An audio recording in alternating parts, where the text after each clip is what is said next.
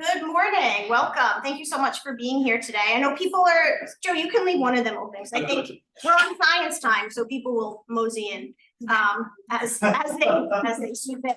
But thank you for everyone for joining today. My name is Sherry Cohen. I'm the president of the Hepatitis B Foundation. I'm very pleased to welcome you. And I was just counting this morning. This is our 24th Witte lecture, which is pretty incredible when you think about it. So since the year 2000, when the Witte lecture was inaugurated, we've only missed 1 year, and it was 2003, and I don't know what happened that year. But Tim, where's Tim? I wonder if Tim remembers. But anyway, very happy to welcome you to our 24th Witte lecture. The Witte lecture was established by the Hepatitis B Foundation co-founders Jan and Paul Witte in the year 2000 to remember their son Bruce. And the goal of the Witte lecture is to bring distinguished scholars to the Hepatitis B Foundation and Bruce Blumberg Institute to share research and history on hepatitis B, hepatitis D, and liver cancer, and to help foster collaboration between Hep B Foundation, Blumberg scientists, and some of the leaders in the field. And we are very excited to have our 24th Witte lecturer today, Dr. Barbara Rehermann. Before I hand it over to Jutau, who is going to introduce Dr. Rehermann, I wanted to just recognize a couple of other people in the room. First, Dr. Tim Block, who is chairman of the board, co-founder, past president of all three organizations. Thank you for being here today, Tim. And then we have the two other presidents, Lucasa, president, Pennsylvania Biotechnology Center, and CEO of all three orgs, Randy Heyer, who is pulling in some more scientists into the room. So Dr. Heyer, who's president of the Blumberg Institute. And of course, Jan Witte. Jan, thank you so much. I don't think you've ever missed a Witte lecture. Oh, well, that's a good excuse. We'll accept that. So without further ado, I'm going to introduce Dr. Jutau Guo, who's Chief Scientific Officer and Senior Vice President at the Blumberg Institute, and he's going to introduce this year's lecturer. And just a quick note for the folks that I just mentioned, afterwards, before we go grab food, meet me at the front for photos. Otherwise, Ed will not let you eat. Thank you. Okay. So it's a great pleasure to introduce Dr. Rehermann. Welcome here to give us the seminar again. You know, Barbara is currently the chief of the Immunological Section in NIDDK and NIH. So she received her medical degree from the Medizinische Hochschule. I hope that was right. And also the legendi for immunology from the Medizinische Hochschule. And she received clinical training, clinical research training in the area of the hepatology, gastrointestinal, and endocrinology, and then a postdoctoral research training with Dr. Francis Chisari in Scripps Institute in hepatitis B virus immunology. And over the years, that's essential. Barbara is actually, in my memory, is the only immunologist that studied hepatitis B, hepatitis C, and hepatitis B. And in the 2 years ago, we are very fortunate to have her give a webinar, and very elegantly highlights how the host immune response, immune system dealing with these three viruses. And her research has revealed some of the common and also distinct features of the immune system to respond to this virus. And here I just want to highlight one of her early research published in 1996 in Nature Medicine that revealed that after the resolution of acute HBV infection, the residual viral replication can hold on for several decades and can be reactivated under the condition of the systematic immunosuppression. So this discovery that was actually set up the scientific basis for current, therapeutic goal and, for the chronic hepatitis, that is a functional cure, is not a sterilized elimination of this virus, because that is maybe not possible and also not essential. And also this finding that indicates suppression viral application may be not enough. For the functional cure, we certainly need to develop therapy that's able to restore antiviral immune response to surveillance that's residual HBV replication. So, of course, Barbara's work have been well recognized in the field. It's definitely one of the leading figures in the HBV, HCV, and HDV immunopathogenesis. And her work have been recognized by several awards like NIDDK, NIH Director Awards, and also NIH bedside bench to bedside awards, and also another international award like Max Penthoff and the Leffler Froch Awards. And Barbara also was elected a fellow of the National Academy of Science in Germany, and also the fellow like ASLD, the ASN, and several other professional organizations. And her is distinguished physician scientist, and also is very great mentor. And in the last 25 years, she have trained more than 60 postdocs and junior researchers, and a lot of them have developed career in their own research. So without further ado, I think welcome.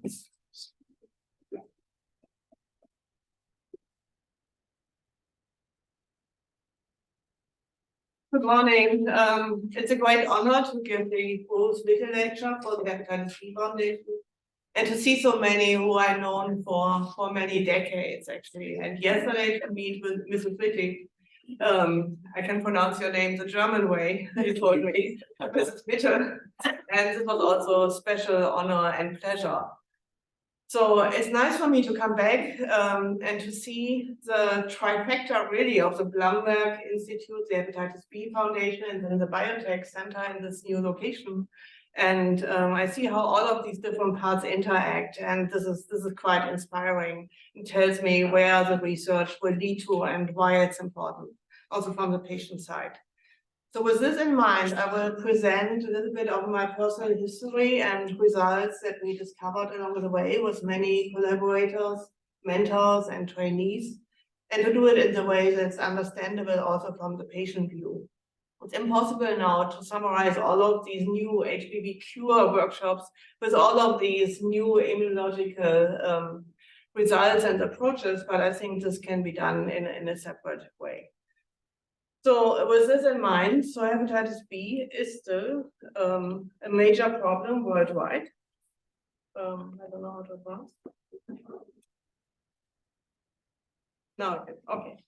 So we know the numbers. So there are still 100 million of people infected worldwide chronically, most of them chronically. And only about 10% have actually been tested. So the actual numbers are much higher. For comparison, there are only 37 million HIV infected worldwide.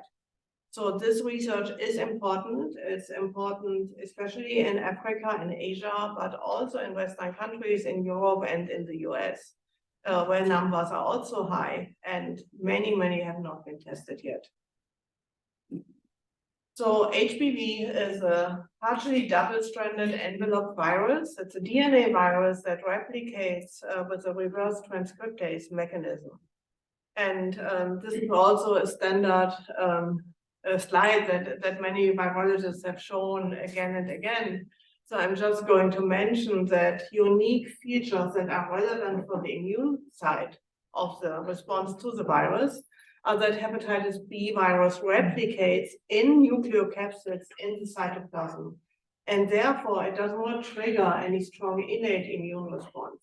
It's replicating in the core complexes, is therefore shielded from cytoplasmic pattern recognition receptor. And the other important point is that hepatitis B virus establishes closed circular DNA in the nucleus and establishes its own mini chromosome, which is a template for all HBV replication. And it also integrates randomly into the host genome. And this is just very difficult to eliminate with antivirals that we currently have. It's basically not possible. You can eliminate cccDNA by hepatocyte turnover, just dilution over time, and by immune responses, and control it by immune responses, as I can show you. So the outcome of HBV infection is very different from hepatitis C and other virus infections, that most of these chronic infections come from early life infections. So this results in an inability to clear the virus and then in lifelong chronic disease. In contrast, when an adult person is infected with hepatitis B virus, this results in an acute self-limited infection that is almost always clear, and the person recovers clinically and is protected against reinfection for life. So when I was a postdoctoral fellow, I joined Francis Chisari's lab at the Scripps Research Institute in La Jolla, and the entire lab studied, the human immunology side of the lab studied acute hepatitis B virus infections from adults. These were often sailors that acquired the HBV infection overseas, came back on their naval boats, and then at the Naval Center developed acute, clinically diagnosable hepatitis B virus infection.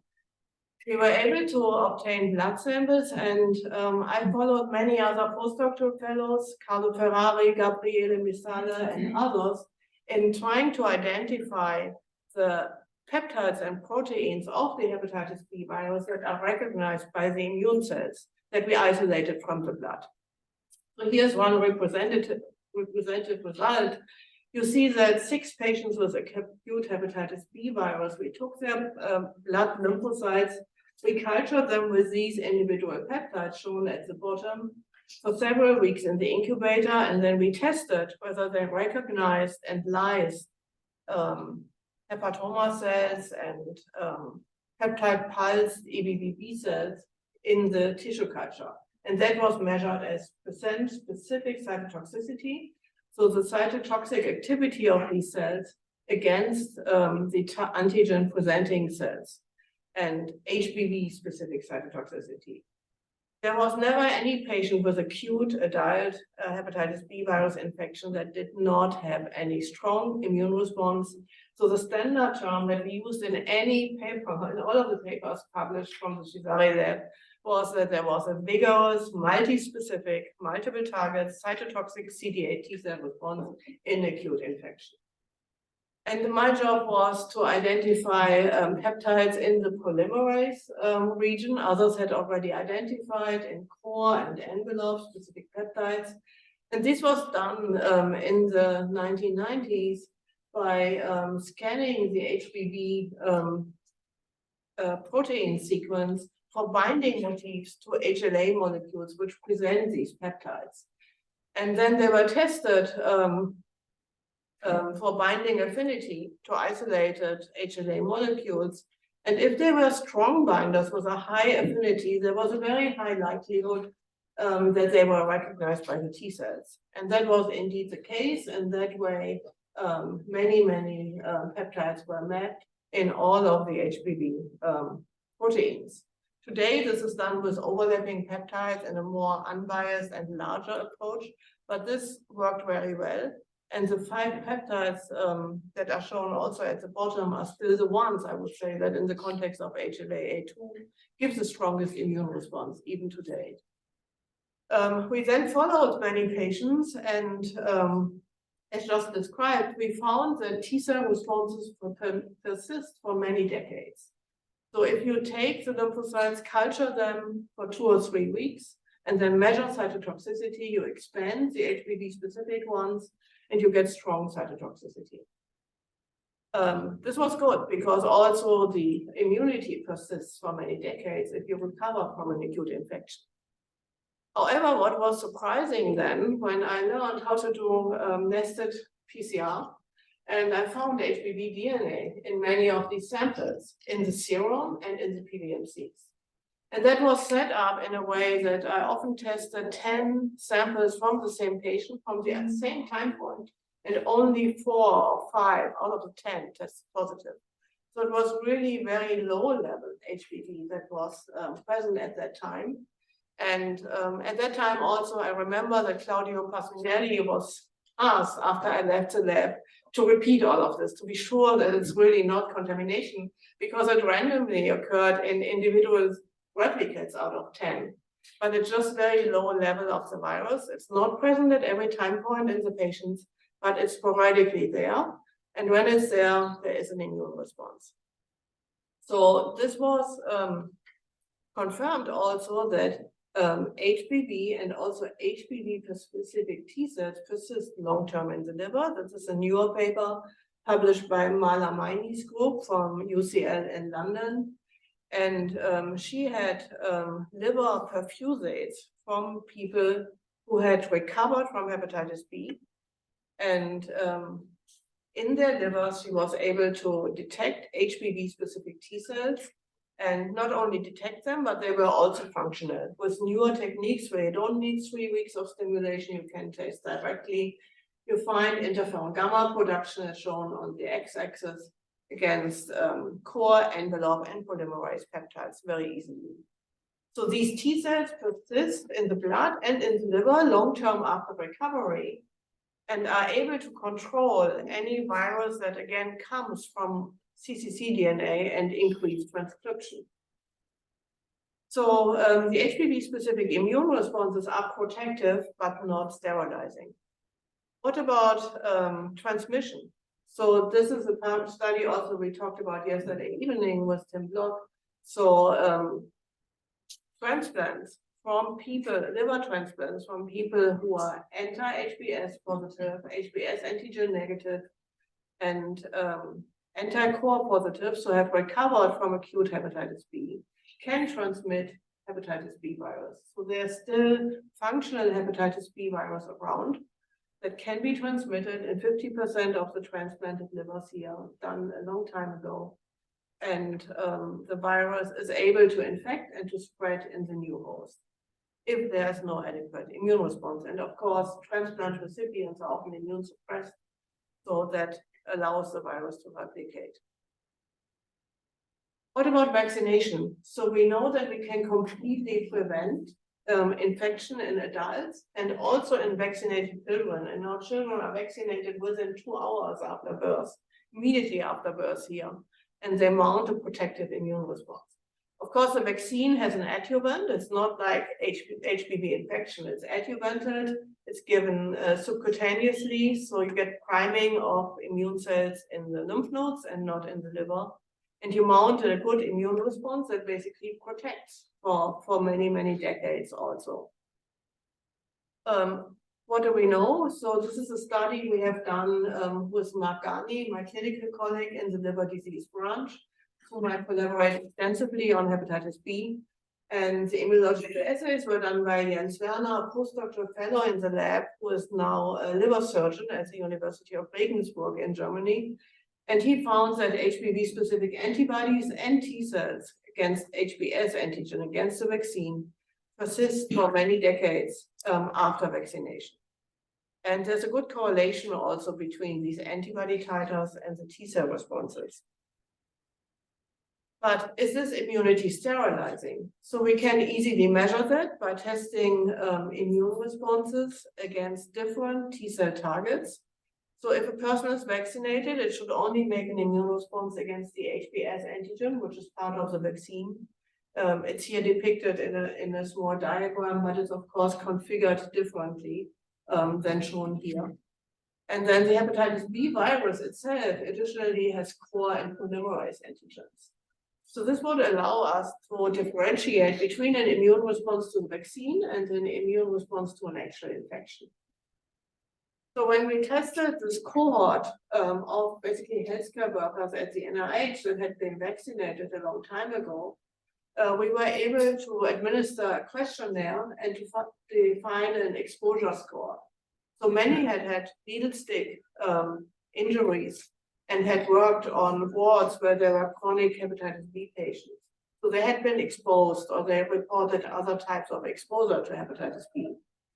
And very interestingly, in those vaccinees that had been exposed, they're all PCR negative, so nobody had developed infection. They had a very strong antibody response against the HBV polymerase that correlated here with this exposure score. And actually the prevalence of this immune response was similar to that in people who had recovered from acute HBV infection. So this means if we assume that they had been successfully vaccinated and afterwards been exposed due to their work, they were protected from developing infection, but it was not sterilizing because that incoming virus still triggered an immune response against antigens that were not included in the vaccine, like core and polymerase. And this is confirmed by this study by Keating et al. That was published in the Journal of Infectious Disease. It was done in a blood transfusion center, and the blood donors were basically tested for hepatitis B virus, as all donors are. And then in some of them, an infection was detected. And then they were followed prospectively. And you can see on the left that the not vaccinated individuals had a very high HBV titer, so a typical acute infection. But the vaccinated individuals had much lower HBV titer and controlled more quickly. But they still had virus detectable for a short time in blood. And also the HBs antigen levels in the blood differ between those. So even the vaccinated ones had hepatitis B virus for short term after exposure in the blood, and then were able to clear that without any infection, without any exceptions, so were protected by the vaccine. So this means that also the vaccine-induced immunity is protective, but not completely sterilizing, but 100% protective. So it's a great vaccine. That's important to emphasize. So with this is a perfect immune response that we want to achieve in chronic patients. So this is then, of course, more difficult because there's persistent infection. We don't know when these people were infected. We cannot sample the immune response in very early life. So all of this was very, very difficult for many, many years. And we always got, when we tested chronic people as controls, we almost got no T-cell responses in the blood, detectable or expandable. Only now, with more modern techniques, the entire field is able to focus on chronic HBV infection. So here, I think we need immune responses to clear HBV. We have very good entry inhibitors now, recently, so they block infection of new hepatocytes, even in a chronic individual. And we can inhibit HBV replication, of course, for a long time with nucleoside analogs. But this still does not eliminate the cccDNA, and the integrated DNA also remains. So how can we address this? How can we cure or control at least transcription from the cccDNA? So is it possible by transferring immune cells externally?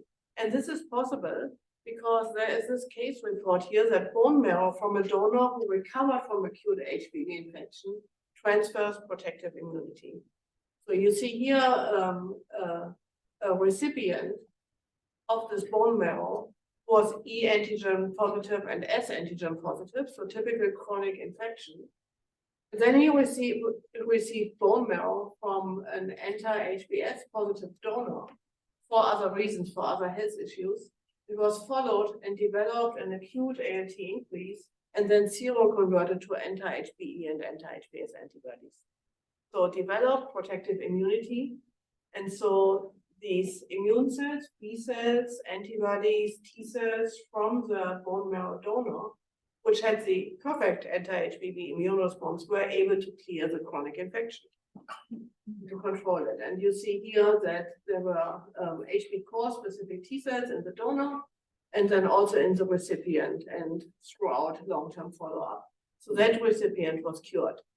So this is great because it basically gives us proof that a therapy option can be T cell therapy.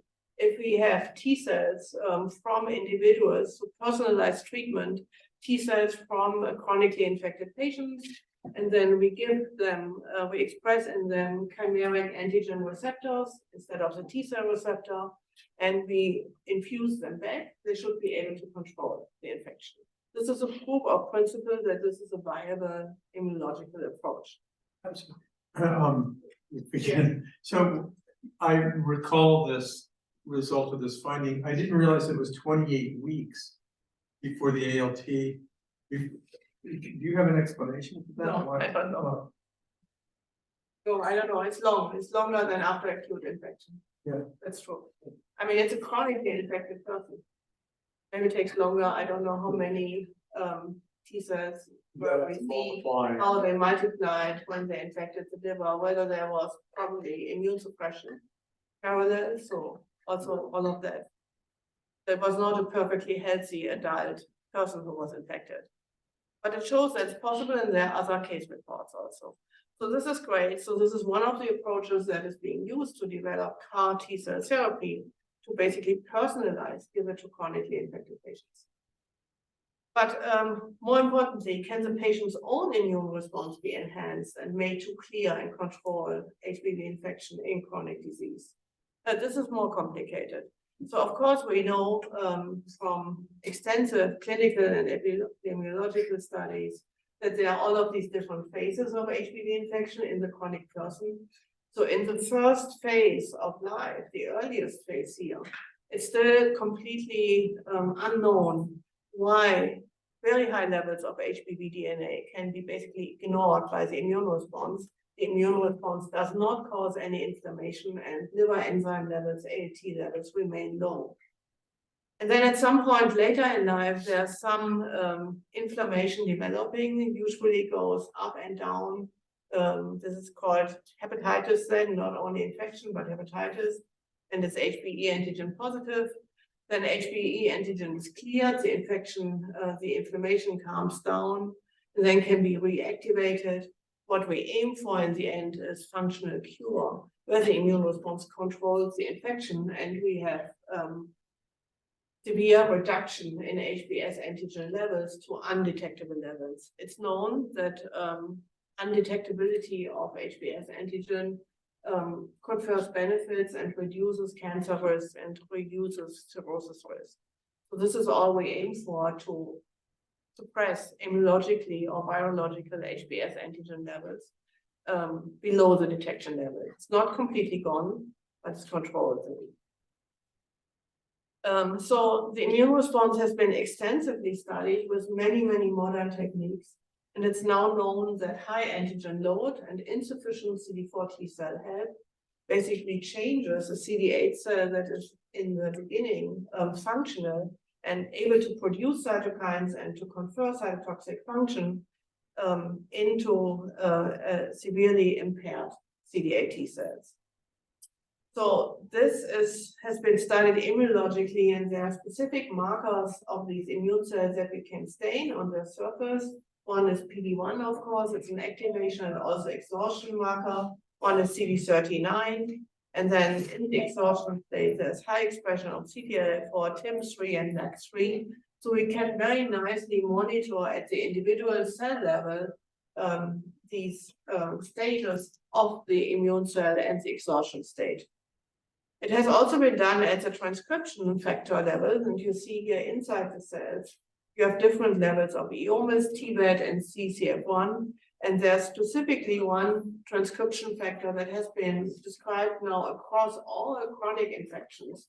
Infections in mouse models with LCMV, infections in HBV, and infections with other viruses. That the transcription factor TOX basically defines the degree of T cell dysfunction. So it's a unique immunological principle that has been validated in many chronic infections, including hepatitis B. And these impaired effector functions also result in impaired mitochondrial polarization, accumulation of ROS, and then metabolic and epigenetic changes, and in the end, complete depletion and removal of the cells.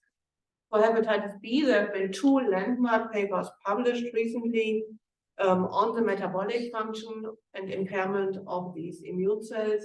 One published by Winkler et al. In Gut this year, as shown here, metabolic checkpoint controlling the differential exhaustion programs of HBV-specific CD8 T cells, also shown in other viral infections. And then a study by Dr. Fisicaro and Dr. Ferrari from Italy, showing and identifying novel molecular targets for HBV-specific T cell reconstitution in this very late stage of impairment. And this is based on metabolic and epigenetic changes in these cells. So this is basic immunology and has really moved the field forward, and hopefully results in new targets that we can use to reconstitute immune responses. So functionally, what do we know? We know that HBV-specific T cells cannot be completely exhausted in chronic infection, because otherwise you would not have these different phases and reactivations. And you also need to replenish the T cells. So it's now known that there are memory-like cells in chronic infections, again in all chronic infections, that are able to respond to low amounts of the cytokine IL-7 to proliferate. And then these cells continuously give rise to these exhausted cells that basically express all of these transcription factors and the cell surface markers associated with terminal differentiation and in the end death. So these memory-like cells are there, and very interesting studies from Dr. Timmer's labs in Freiburg in Germany have shown that actually in HBV infection you have more of these memory-like cells than, for example, in HCV infection. This may explain why the immune response in HCV is just flat. In chronic infection, there are no flares, but in HBV infection, you may have all of these different phases. And some people actually are able to clear spontaneously chronic infection. Small percentage every year. So the T cell response is not completely gone. We know for a long time, and these again studies in Dr. Chisari's lab when I was a postdoctoral fellow, we use limiting dilution techniques to quantitate HBV-specific T cell precursors. And you see there's a big difference. In acute HBV infection, we were able to calculate the HBV-specific T cell precursor frequency as 1 in 50,000 T cells, CD8 T cells approximately. And it's the same for polymerase and HBS targets. But then in chronic HBV infection, it's about 10-fold lower for HBV polymerase-specific T cells here. And for HBS-specific T cells, so envelope-specific T cells, even 10-fold lower. So 1 in about 5 million. That we were able to expand in vitro and then measure in cytotoxic assays. So these cells really had to be able to be functional and expand. So there seems to be a difference here, and the S antigen specific T cell frequency is much lower than, for example, T cells against polymerase, already detected with these very simple assays long time ago. This has been further studied with modern techniques here recently. So you can see here that in the acute infection, the upper panels, you see core polymerase and envelope specific T cells, HBS specific T cells, in the upper right quadrant. So you measure with very specific probes that bind to the specific T cell receptors, the HBV specific T cells on the y-axis. So these are positive in the upper right quadrant. And then you measure activation and exhaustion markers like PD-1 with additional antibodies. So in resolved infections, these T cells persist, again, confirming our very early results that I showed previously, but in chronic infection, the frequency is much lower. And there are, for the two HBS envelope targets, the T cells were not even detected. And this has been confirmed also by newer studies. These were again studies by Georg Lauer here at Harvard. And he showed that core polymerase and envelope-specific T cells are detectable at different levels in chronically infected patients. So 87% of the cases, you were able to detect core-specific T cells, 66% of the cases polymerase, and only 25% of the cases HBS and envelope. Yes. Can I ask a burning question? Is this in the liver or This in is blood. serum? It's all blood. And does it correlate with what happens in the It's the liver? same in the liver, yes. So there's a depletion of HBS or envelope-specific T cells. And this is, of course, because we know that there's a very high antigen load independent of the viral load, because filaments and subviral particles are being secreted in vast excess of the virus that's being secreted. And that seems to impair, so it's an antigen-driven excision and depletion. And there are strategies, of course, now to try to reduce HBS antigen levels and release, and to reduce these spheres and filaments, and combine that with immunotherapy and other approaches to try to reinvigorate the immune response. So interestingly, work from Antonio Bertoletti's group in Australia has shown that these HBV-S-specific T cells decline with age. So in a cross-sectional study studying people at different age, so different lengths of time of HBV infection, you see the older the patients are, the fewer HBV-S-specific T cells are there. And this is S-specific. You see interferon gamma positive T cells, you see an inverse correlation with S in the middle graph. It's not the case for core-specific T cells. This is selective age-dependent depletion of specifically S-specific T cells, probably driven by the high load of S antigen and subviral particles in the blood. And this says that we should treat patients early, because the T cells are still there. It's much more difficult to reinvigorate T cells if most of them are already gone. And the further rationale is that, of course, our T cell receptor repertoire is limited, and the thymus declines in size and involutes with increasing age. And so we cannot just make more of these T cells if we vaccinate. So again, the optimal time point would probably be in this so-called immunotolerant phase in the early decades of infection, which correlates with the time when you still have a very good thymus. Just want to ask a clarifying question about that. Is it because the surface antigen specific T cells are clonally deleted because of this epigenetic and metabolic alterations that are occurring that you described previously, or is it because they're just dysfunctional, meaning that they're present, but they can't, upon antigen restimulation in the gamma interferon LE spot, produce gamma? So is it that is it the mix of the two, or is there a dominant feature, which is why you see this age-dependent relationship with reactivity of the surface? They are definitely depleted, because with these newer assays, yes, I showed you the interferon gamma assay, but I also showed you the one where you can, with probes, specifically stain the T cell receptor with tetramers, and you don't find these cells. Right. So And even with enrichment, is also age-dependent. It's age So dependent. they're PD-1 upregulated, Yes. but okay. Yes, it's age dependent. The mechanisms of exhaustion are antigen non-specific, so you see it with core and polymerase also. But we still think that because we have so much more subviral particles and S antigen, that the exhaustion mechanism is more prevalent for these specificities against S. And then, of course, the length of HBV infection correlates with age, if most of the people are infected at birth. So the exposure time. So the second reason to treat early. And then the third reason is, as Bill Mason from Fox Chase Cancer Center has shown, that we have HBV DNA integration into the host genome. On the left, you see a graph that is specifically for the immunotolerant patients, so this very first phase of infection. And you already have for all of the chromosomes, which are shown on the left, so each line is the integration into one chromosome, each vertical mark is a chromosome integration.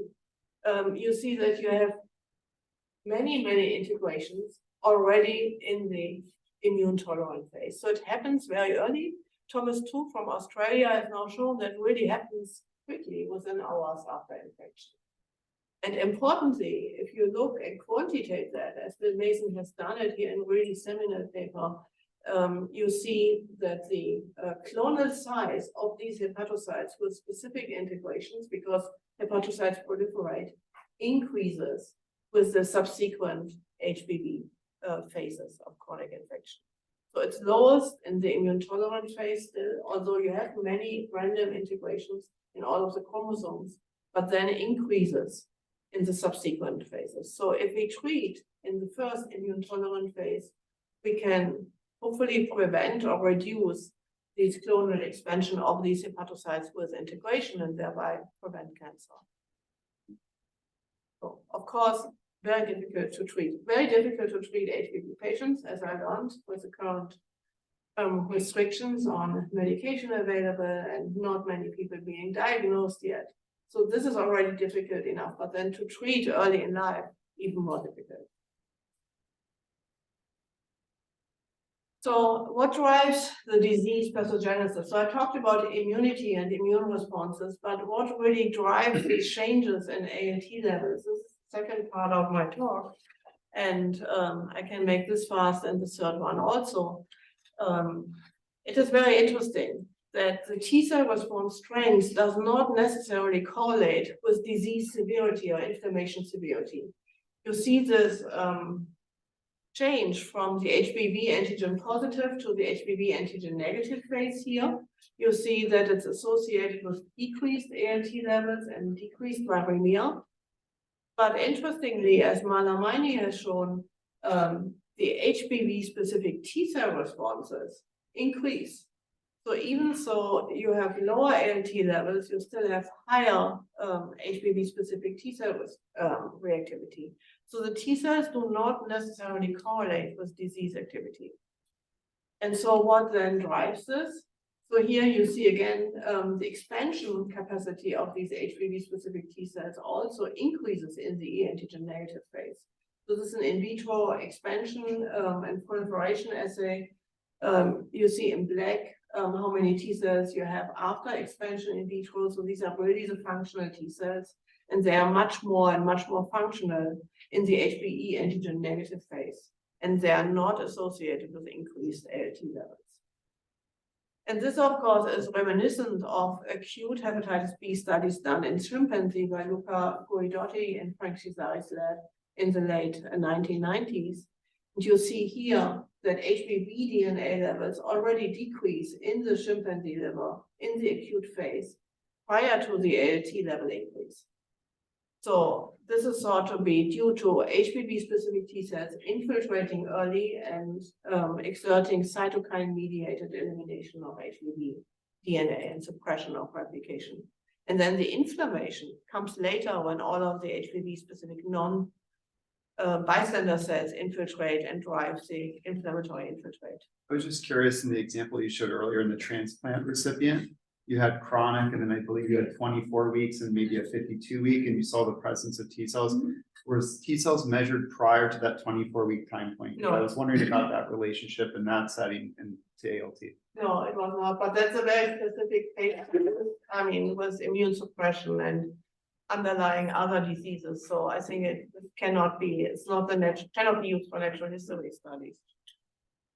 So what drives this? If it's not only the HBV specific T cells, we studied that in HDV co-infection because there's very rapid disease progression. We have increased percentages of HDV specific T cells in the liver compared to the blood, as done here by Helene Kepalakis, a more recent postdoc, who is now independent investigator at Hannover Medical School in the laboratory where former postdoctoral fellow Hannah Wiedemeyer is a department chair.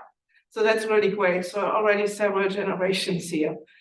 So she's continuing these studies there. What she showed in my lab was that there are specific CD8 T cell clusters in the liver. And I just want to point out some of these immune profiles here. You see that you have one cluster, cluster 17, which makes up 51% of the CD8 T cell clusters, T cells in the liver. This cluster does not have the HBV specific T cell receptor that we looked for here in this study, but it expressed very specific markers that are associated with chronic infection. So it expressed, first of all, markers that are typical for tissue residency in the liver, CXCR6 and C69. So these are T cells that are resident in the liver and not found in the blood. They have a terminal differentiation marker, CD39 expressed, and an innate-like receptor, NKG2D. And this is important, as I will show in the next second two slides. So we looked at correlation with clinical disease, and we saw that the percentage of HDV-specific CD8 T cells in the liver basically correlated with HDV RNA, with liver inflammation. The terminal differentiation status correlated inversely with liver inflammation. And then the cytotoxic T cells that express the degranulation marker C107A on the surface, they correlate with ALT and AST levels. So this is fine, this was expected, but we were surprised that we see exactly the same correlations also when we look at all of the CD8 T cells, including the majority which are not HDV specific. And this suggests that really there is a bystander cytotoxicity that's independent of recognition of HDV antigens. We have shown that this NKG2D receptor can be increased by inflammatory cytokines, that it's associated with increased cytotoxicity of the cells, and that you can block it by using antibodies against this marker. And HDV, on the other hand, upregulates the ligand for this NKG2D. So there's a bystander activation. It's not just HDV-specific T cells, it's all of the other inflammatory infiltrates. So at this point, if I can have 5 more minutes, I will do the third part. This will be fast. So this is just something I'm really excited about that we discovered recently, and basically by serendipity, by having a clinical study that was conducted by Mark Garney and had completely different questions, and we made an observation that was unexpected and that is relevant for treatment. So we were interested in innate immune responses and treatment. So to date, of course, interferon is the most relevant immune modulator that we have. It's a finite treatment, but only effective in a small percentage of patients. So we've seen this very large study from Marcelin, published in Gastroenterology in 2019, that less than 5% of patients respond with HBs antigen loss to PEG interferon treatment and it's full year of treatment. But if you add a nucleoside analog, you can increase that, double it, but it's still less than 10%. So why? And there were other studies at the time from Asia that said if you treat with nucleoside analogs for a long time, for multiple years prior to adding interferon, you can have an even better response. So we were interested in this. So we conducted a study done by Mark Garney in the liver disease branch, where a small cohort of very well selected patients that had been treated for more than 4 years with nucleoside analogs that was complete virus suppressed, were treated with PEG interferon alpha and then followed up. And we wanted in detail to study the immune response. So this is unique because we were able to get multiple liver biopsies from these patients and to study the immune response not only in the blood, but also in the liver before and 6 hours and 24 hours after the first interferon injection. So what does a nucleoside analog treatment do? So this was a different cohort of patients, but I found it very remarkable that chronic HBV patients do have an interferon-stimulated gene response in the blood lymphocytes. You see at the bottom, untreated HBe antigen positive and untreated HBe antigen negative patients express many of these IgGs marked with asterisk at increased levels. And if you treat the patients long-term with nucleoside analog, the signature goes away, and then it basically looks like the lymphocytes from uninfected controls that have never had hepatitis B.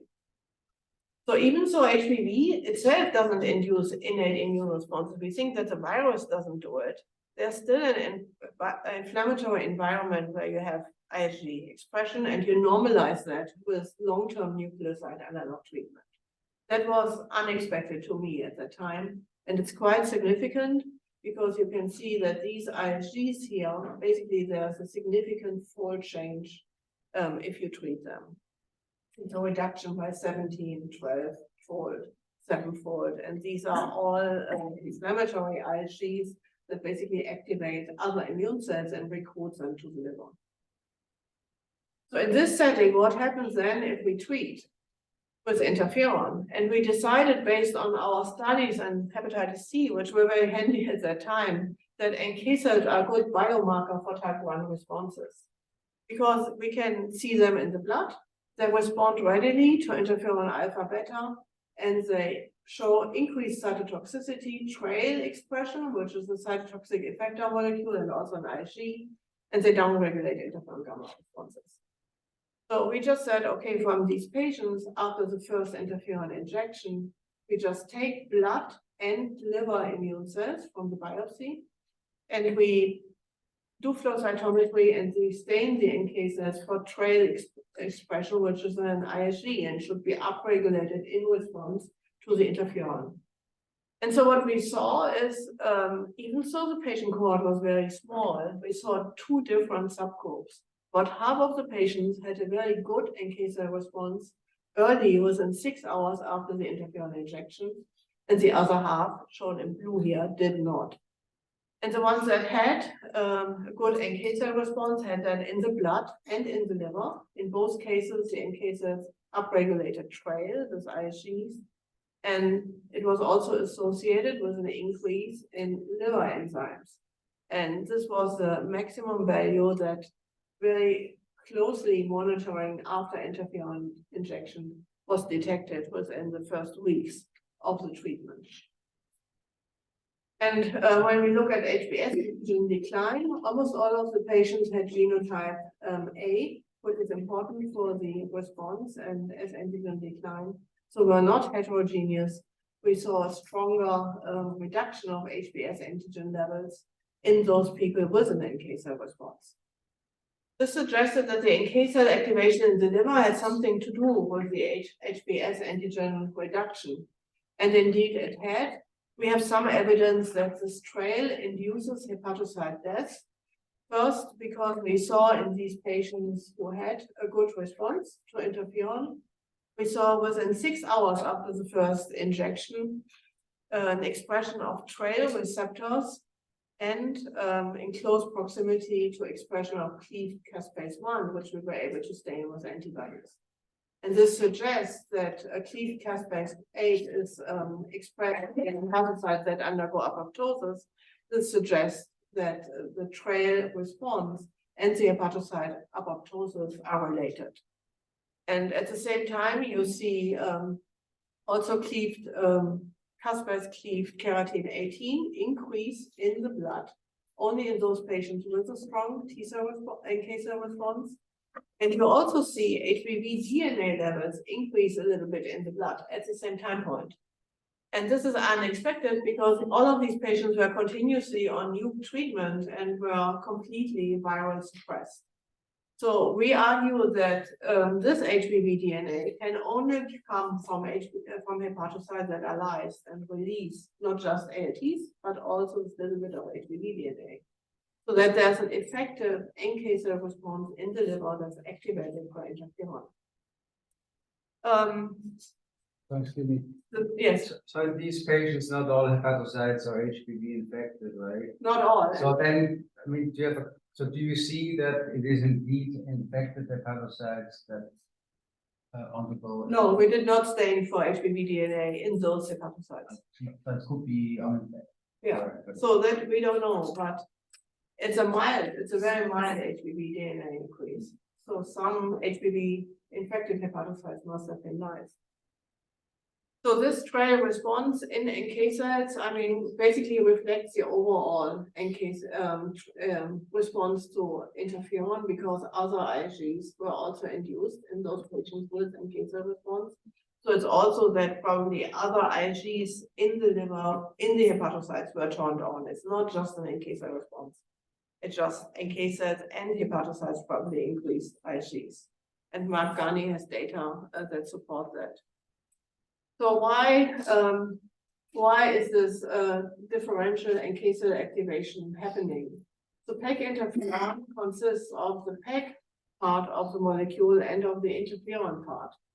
And when you just measure by ELISA either the interferon part, which we have done, and here shown the PEG part, you see differential kinetics. So these people with an NK cell response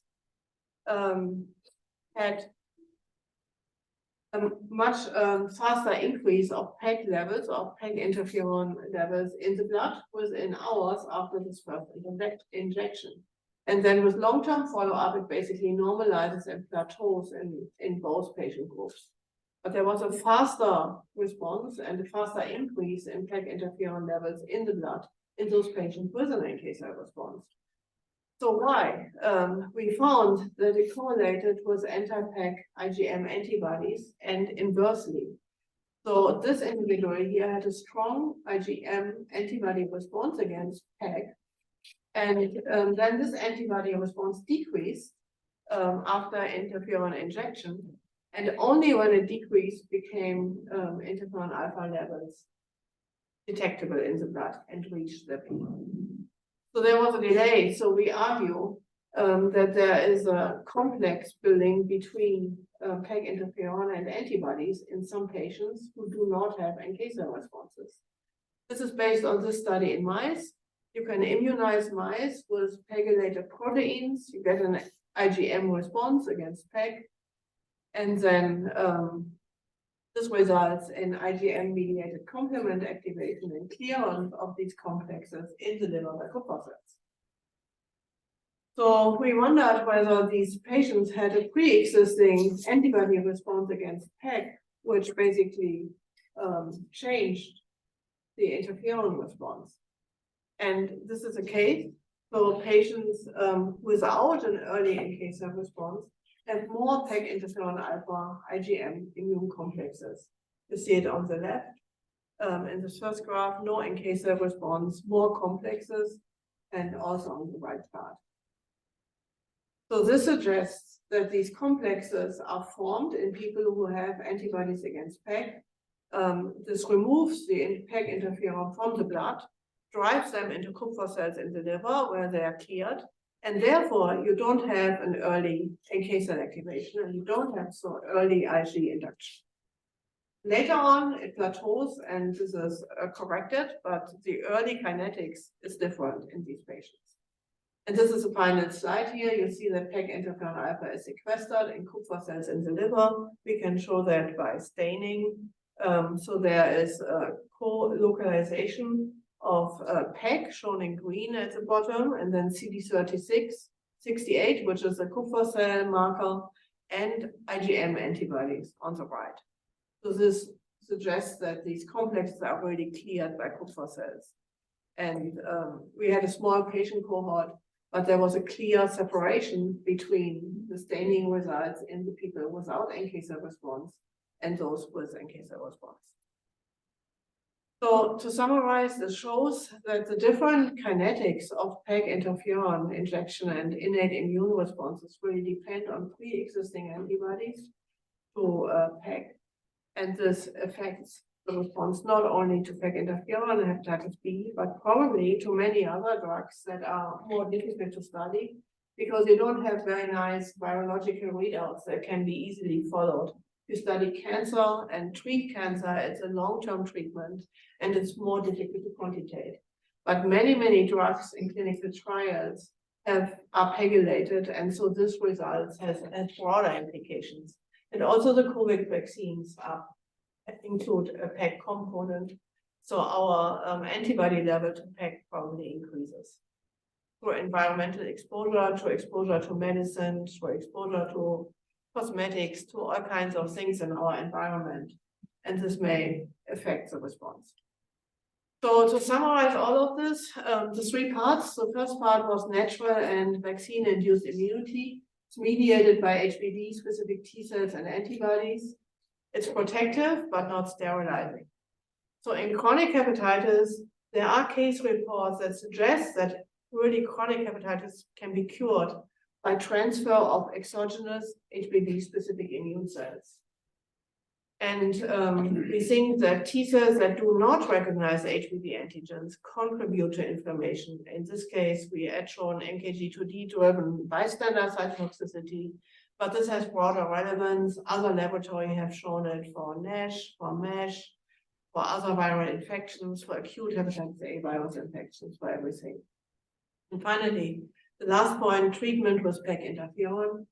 Innate immune responses in NK cells can contribute to HBV cure and can be specifically targeted maybe in future treatment approaches. For example, CAR and NKT cells also exist, but the accelerated PEG clearance by Kupffer cells also needs to be considered beyond the HBV field, because a large number of pegylated drugs are not now being developed for other chronic diseases and cancer.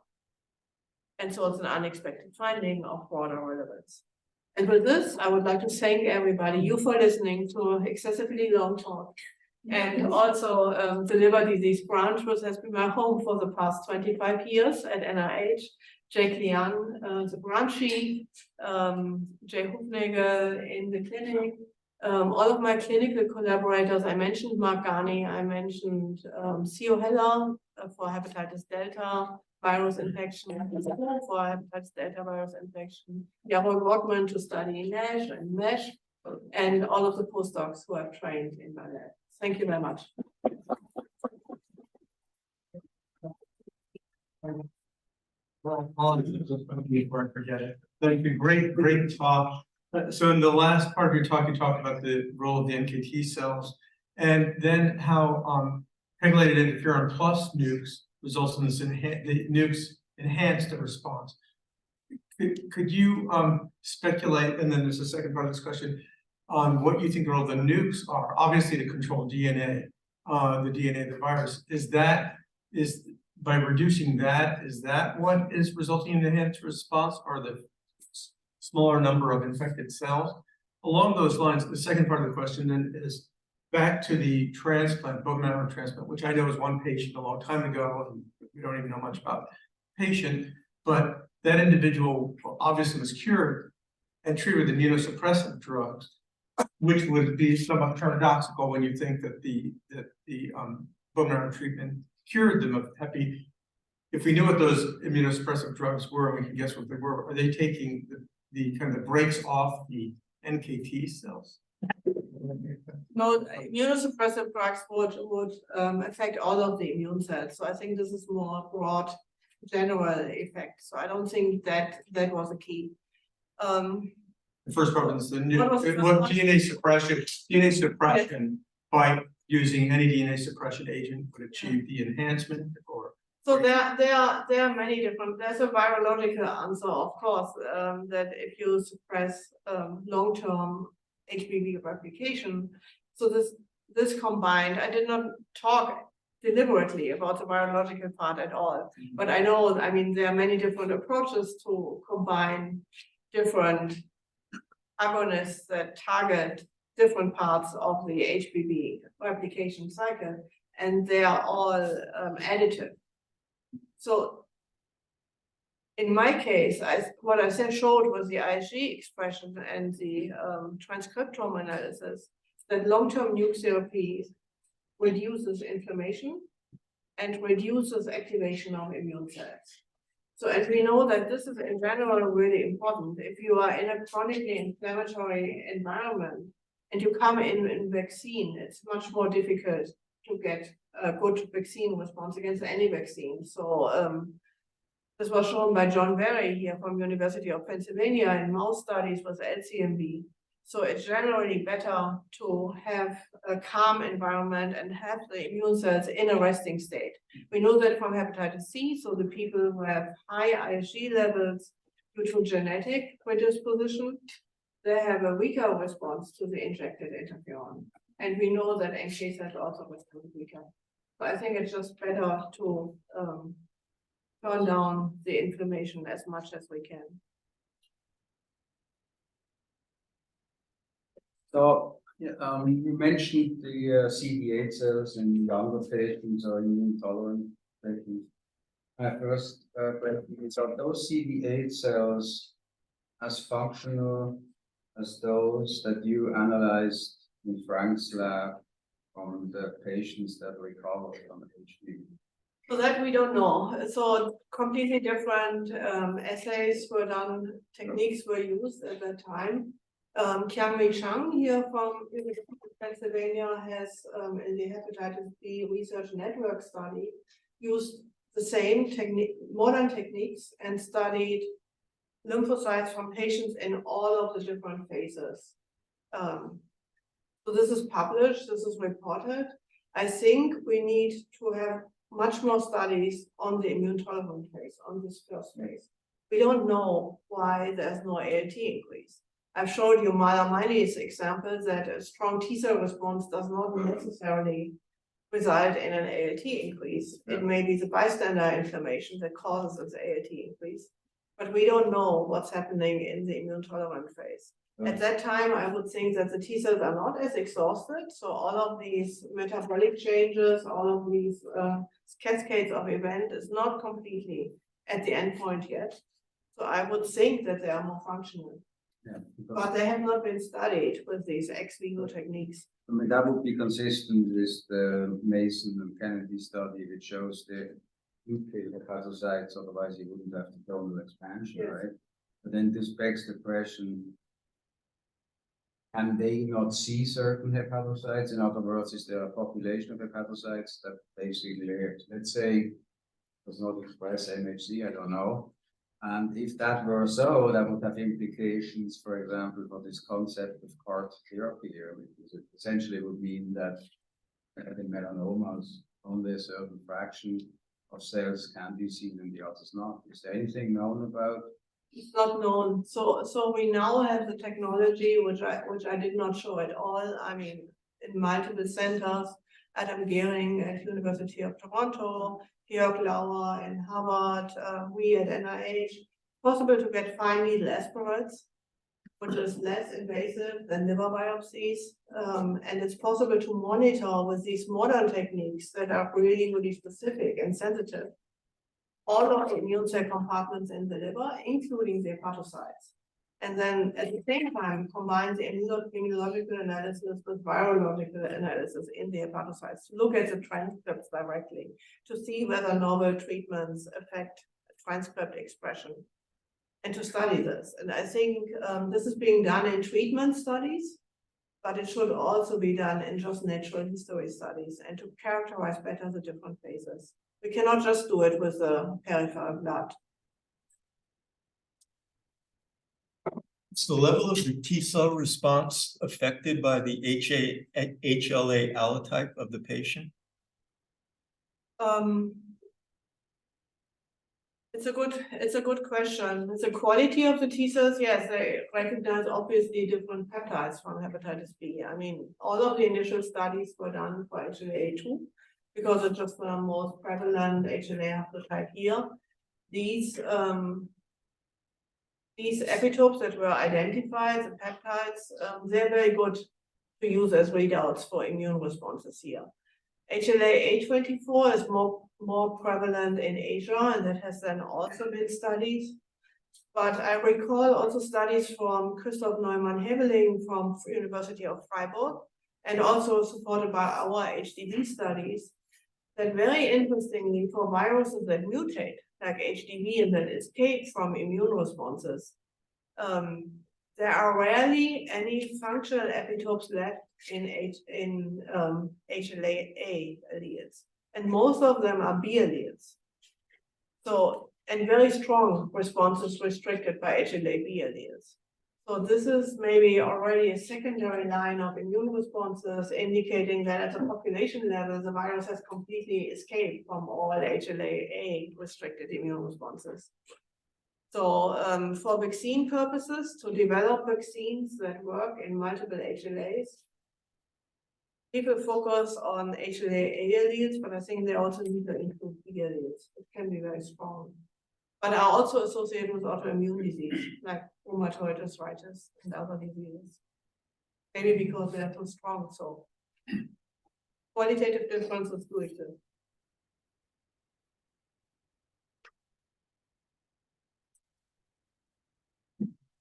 You, you prefaced at one point that it was results following successful vaccination. Is there an understanding of expected immune response in patients who are non-responders to a vaccine? Is there what? Is there an understanding of expected immune response to exposure in patients who didn't respond to the vaccine? So if they don't have any antibodies, then usually you can also not detect any T-cell responses. It goes along. Okay, thank you.